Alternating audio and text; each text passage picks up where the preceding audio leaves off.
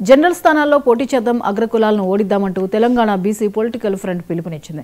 Hyderabad Basheerbagh press క్లబ్లో front రాష్ట్ర convener Aili Venkanna Goud ఆధ్వర్యంలో సమావేశం జరిగింది.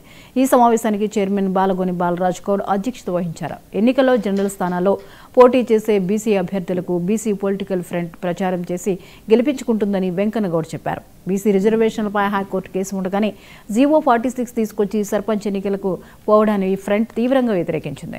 కాంగ్రెస్, బీజేపీ, బీఆర్ఎస్ పార్టీల్లోని బీసీ ప్రతినిధులు రాజీనామా చేయాలని ఫ్రంట్ సభ్యులు డిమాండ్ చేశారు. బీసీ బిడ్డ నల్గొండ డీసీసీ కైలాష్ను మంత్రి కోమటిరెడ్డి వెంకటరెడ్డి అవమానకరంగా మాట్లాడిన తీరు చూస్తే కాంగ్రెస్ ప్రభుత్వం బీసీలకు ఎలాంటి ప్రాధాన్యం ఇస్తోందో అర్థమవుతోందని బాలరాజ్ గౌడ్ ఆరోపించారు.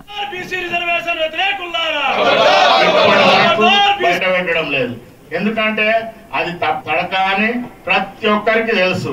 ఏదో తూతూ మంత్రంగా చేసేసి అది ఎక్కడ బయట పెట్టకుండా మీరేదో 56% ఉన్నారు అని గంపాగుత్తాగా చెప్పేసి అది బయట పెట్టకుండా ఈ 42% ఇస్తున్న దాన్ని 9 షెడ్యూల్లో చేర్చకుండా ఎంత ఎంత అన్యాయానికి బడుగు బలైన వర్గాలను ఏ విధంగా లెక్క కడుతుండ్రో.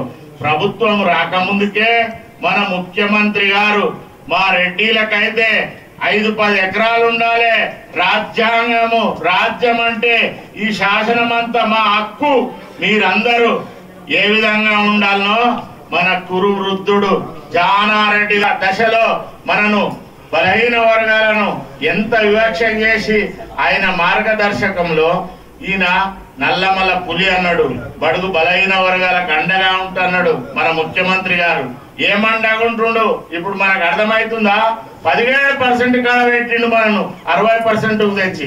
ఇంతకు మొదలున్న ముఖ్యమంత్రి మన 23% ఇచ్చిండు. ఆయననేమో ఆ విధంగా చేసిండు.